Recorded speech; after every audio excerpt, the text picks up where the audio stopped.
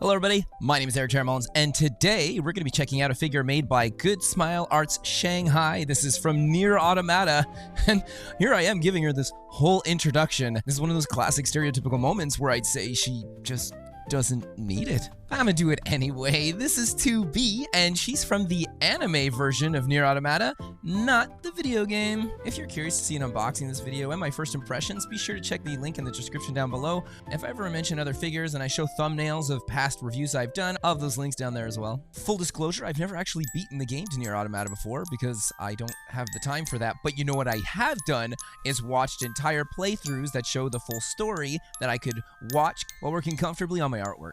And the music, wow. Her base plate is absolutely phenomenal. Personally, I think the stones could have used a couple of dry brushing technique here and there to make things feel more stonish, but the way that it's done here looks a little more two-dimensional and it gives off more of that anime vibe. The moss has some beautiful shading on it, where the robotic head underneath has some rust and a bit of metallics for the eyes in the front. Looking underneath, this thing doesn't appear hollowed out, but I can assure you it is.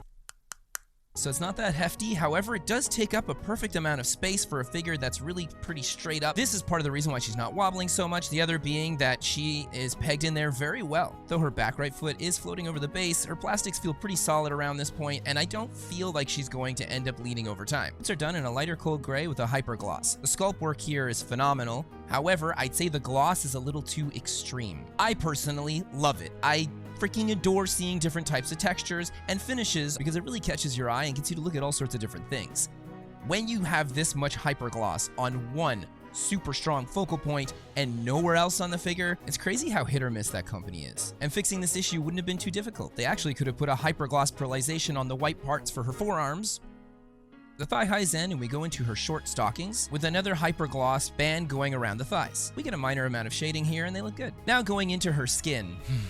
This is kind of a point of contention for quite a few people, more than I had actually anticipated. The original promo pictures of this figure shows her skin as being a lot more pinkish in hue, which comes off as a bit more human. And there's certain scenes or illustrations for the anime that she definitely looks as though her skin is extremely pale. Personally, I like the fact that they got away with that because it makes her seem more synthetic. However, those are few and far between, and the overall consensus on the way her skin looks should have been similar to the original product shots. This can be a make or break for a lot of you, so it all depends on how you like your 2B. The sculpt work, however, is excellent. The finish on the skin is extremely smooth and perfectly rounded, and I have to mention this because despite her skin giving off a more pale look, it can definitely give off that prize figure feeling in its coloration. However, the actual plastics being used here is anything but.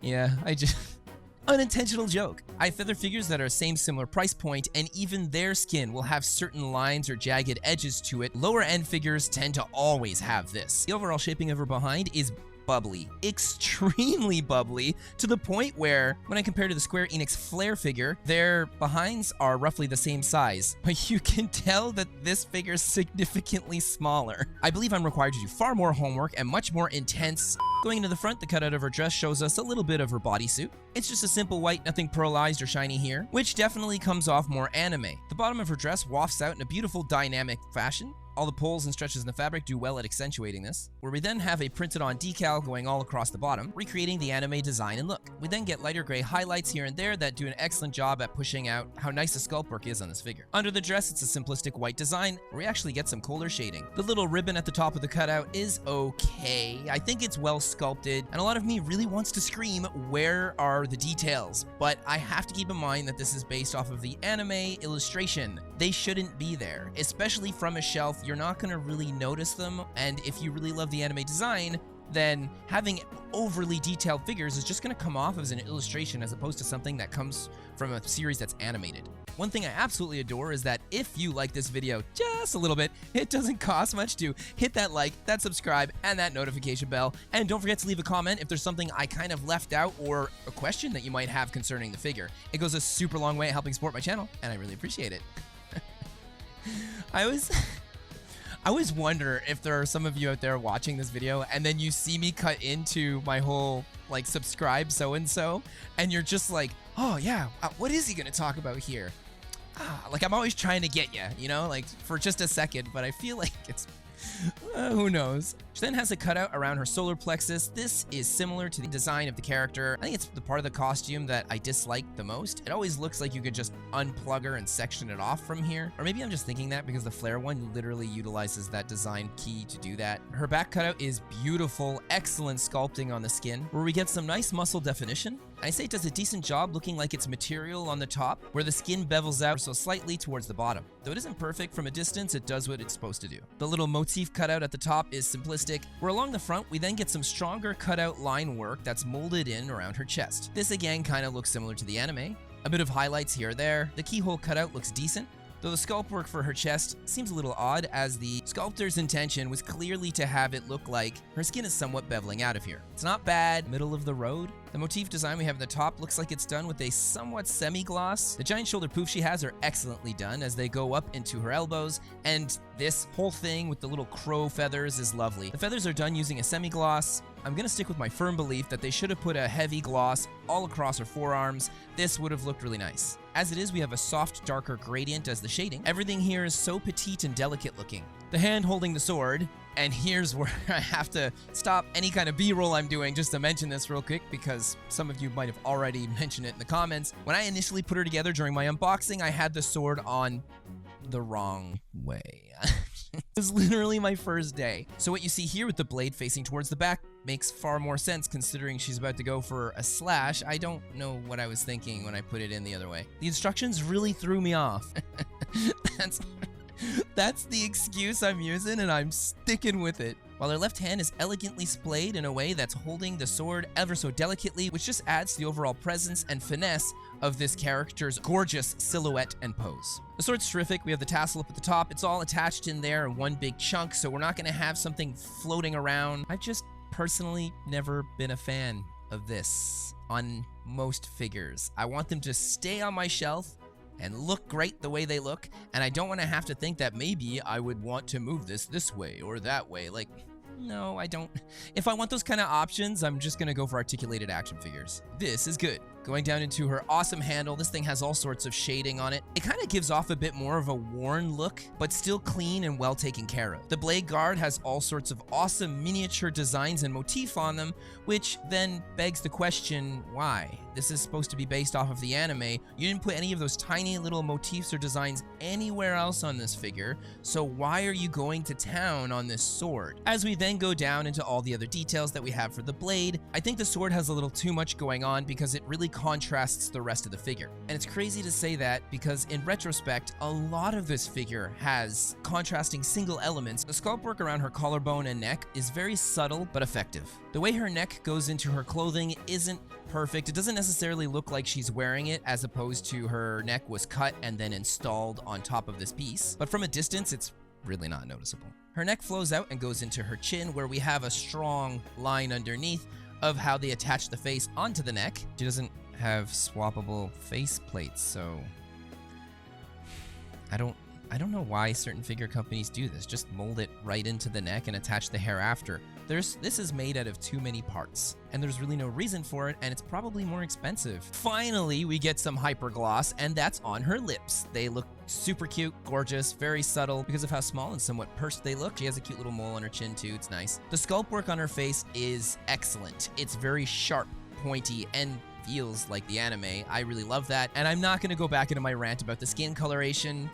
It looks synthetic. It doesn't personally bother me that much because of the nature of what this character represents. The blindfold is simplistic enough and does what its intended job is supposed to do. Then we have her hair, and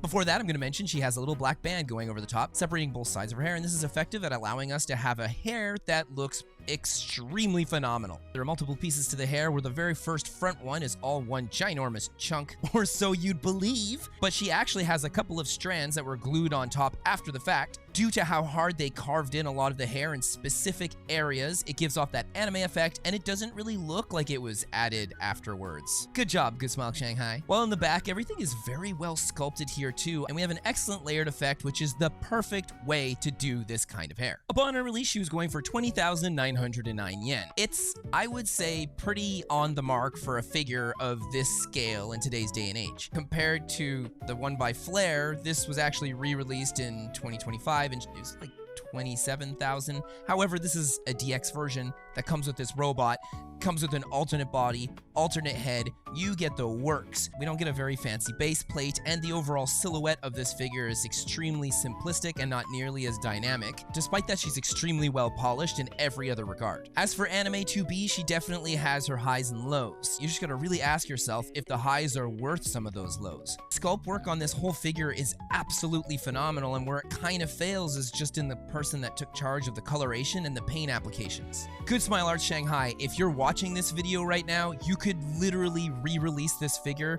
with a 2D anime cel-shaded look, and if you really put in the work on the whole entire figure doing it, I think you would sell significantly more copies and you'd have a lot more happier customers. Despite saying this, and all of the downs I've said throughout this video, I'm just trying to be as objective as possible here.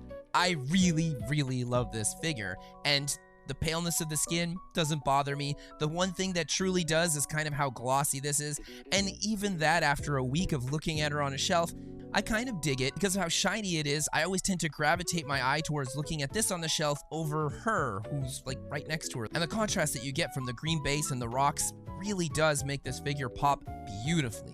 And one last thing to mention is that 2B's clothing design is probably within my top 3 of favorite character designs of all time. Her haircut, bringing me back to them Sisters of Battle that I love so much. Beautiful, soft, light blue, melancholic eyes hidden behind a blindfold is just awesome. The tight form-fitting with a keyhole in the center dress that is still short, barely shows off all these extremely spicy things. Thigh-high boots, oversized swords, epic robot familiar style friends. This design is an absolute perfect blend of elegance, spiciness, and adorable, all wrapped into one package that is 2B, and I freaking love this character. Despite that, I like to be pretty objective with my reviews because not everybody's going to see characters the same way, and if you're about to spend a whole bunch of your hard-earned monies on it, I want to make sure that you're not just throwing your cash away in a dumpster fire, because I've done it many times before. And that about sums it up for today's review. Hopefully I've helped you decide which side of the fence you're on and getting her or not. Have an amazing rest of your day, and I'll see you next time.